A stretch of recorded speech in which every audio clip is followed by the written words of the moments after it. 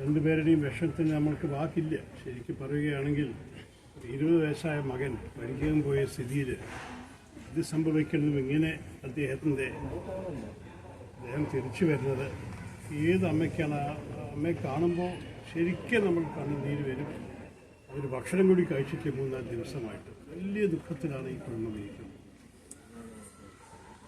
നമ്മൾക്ക് നമ്മുടെ കേരള ക്യാമ്പസസിൽ നടക്കുന്ന കാര്യങ്ങളൊക്കെ കേൾക്കുമ്പോൾ ശരിക്ക് ഒരു കൾച്ചർ ഓഫ് വയലൻസ് എന്ന് പറയാം. ഇൻറ്റിമിഡേഷൻ, ബുള്ളിയിങ്, വാക്കുകൾ ഇംഗ്ലീഷ് കുറേ പറയാനുണ്ട് ഇവരുടെ SFIൻ്റെ പെരുമാറ്റത്തെ കുറിച്ച്.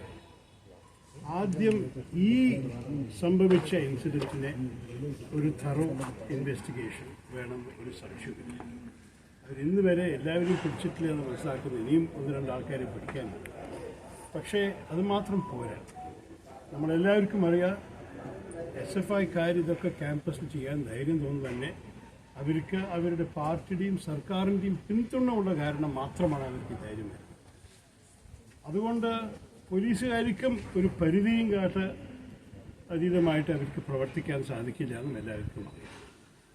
ഈ അറസ്റ്റ് ചെയ്ത കുട്ടികളെതിരെ എഴുതി വെച്ച കേസുകളും കൂടി ഏത് സെക്ഷൻസിലാണ്, എത്ര സീരിയസ് പണിഷ്മെൻറ്റാണ് ഈ സെക്ഷൻസ് അട്രാക്ട് ചെയ്യുന്നത്, എത്ര എളുപ്പത്തിൽ അവർക്ക് വീണ്ടും ഇങ്ങനെയുള്ള ക്രിമിനൽ ആക്ടിവിറ്റീസ് വീണ്ടും ആരംഭിക്കാൻ സാധിക്കും, ഇതിനെയൊക്കെ ചോദിക്കുമ്പോൾ എനിക്ക് പറയാനുള്ളത് ഈ വിഷയത്തിന് ഉറപ്പുമായിട്ട് നമ്മളൊരു കേന്ദ്ര സ്ഥാപനത്തിൻ്റെ അന്വേഷണം ആവശ്യപ്പെടുന്നു.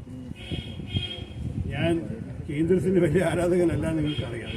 പക്ഷേ ഇങ്ങനെയൊരു വിഷയത്തിൽ ന്യായം കൊണ്ടുവരുന്നുണ്ടെങ്കിൽ ഈ സംസ്ഥാനത്തിൽ പെട്ട പോലീസ് സ്ഥാപനമോ വേറെ ഏത് പോലീസ് ഏജൻസി ആയാലും കേരളത്തിൻ്റെ അകത്ത് അവരുടെ പ്രവർത്തനത്തിൽ നല്ല പരിധി ഉണ്ടാവും. അതുകൊണ്ട് ഞാൻ അച്ഛനോട് ആദ്യം ചോദിച്ചു, അദ്ദേഹം സന്തുഷ്ടമാണോ ഈ ഇൻവെസ്റ്റിഗേഷൻ, ഈ അന്വേഷണം എങ്ങനെയുണ്ടെന്ന്. അദ്ദേഹത്തിൻ്റെ അഭിപ്രായം അറിഞ്ഞിട്ടാണ് ഞാൻ നിങ്ങളോടൊന്ന് മുമ്പ് പറയുന്നത്. ഇതിനെ ഒരു കേന്ദ്ര അന്വേഷണമായി മാറ്റി CBI ഇൻവെസ്റ്റിഗേഷനോ അതുപോലെ ഒരു അപ്രോപ്രിയേറ്റ് നാഷണൽ ഏജൻസിയുടെ വഴിക്ക് ഈ വിഷയത്തിന് എടുക്കണം. എന്നിട്ട് ചാർജ് ഫ്രെയിം ചെയ്ത് കോടതി കൊണ്ടുവരുന്നതിനും കൂടി അവരൊരു കഴിയുന്നുണ്ട്. കാരണം അച്ഛനും ഒരു വിഷമമുള്ളത് ഏത് ചാർജിനെതിരാണ്. ഇവർ വീണ്ടും 2-3 വർഷം സസ്പെൻഷൻ കഴിഞ്ഞിട്ട് ആദ്യം വന്നിട്ട് കോളേജിലെ കുട്ടികളെ ദ്രോഹിക്കലും വിദ്യാർത്ഥികളെ ഇങ്ങനെ പീഡിപ്പിക്കലും ഒക്കെ വീണ്ടും തുടങ്ങിയാലും അവരുടെ ഈ ക്രിമിനൽ ആക്ടിവിറ്റീസ് അവരുടെ ഈ DNA വയർ ചെയ്ത് കഴിഞ്ഞു, അവരുടെ പാർട്ടി ഇൻഡോക്ട്രിനേഷൻ. ആ സ്ഥിതിയിൽ നമുക്കൊരു കേന്ദ്ര ഇൻവോൾവ്മെൻറ്റ് ആവശ്യമുണ്ട്. ഈ കാര്യത്തിൽ ഞാൻ നിങ്ങളുടെ മുമ്പിൽ തന്നെ ഇത് പറയുന്നു. അതിനൊപ്പം തന്നെ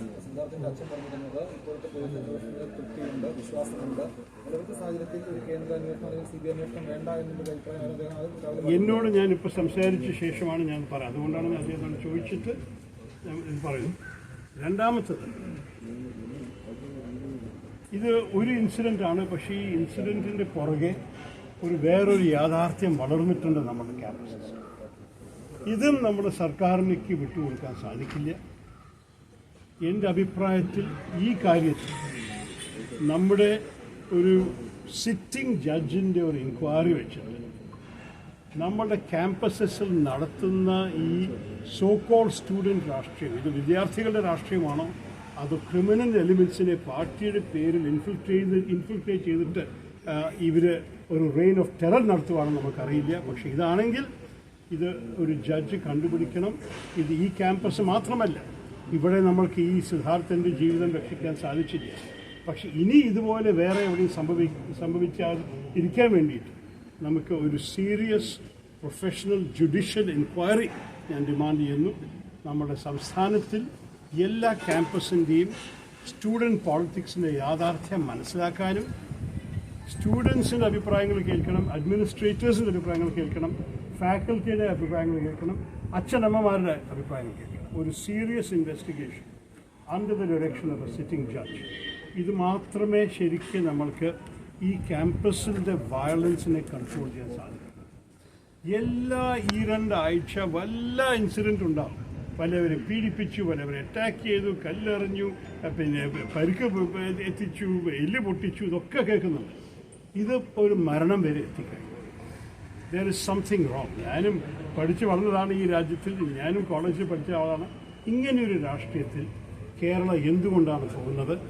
ഇത് നമ്മളുടെ രാഷ്ട്രീയ വഴിക്ക് വരുന്ന ഒരു ആക്രമണ താല്പര്യം ഇത് നമ്മളിപ്പോൾ നിർത്തിയിട്ടില്ലെങ്കിൽ ഭാവിയിൽ നമ്മളുടെ കുട്ടികൾക്ക് എങ്ങനെയാണ് പ്രവർത്തിക്കാനും പഠിക്കാനും ഒരു സാധ്യതയുണ്ടാകും.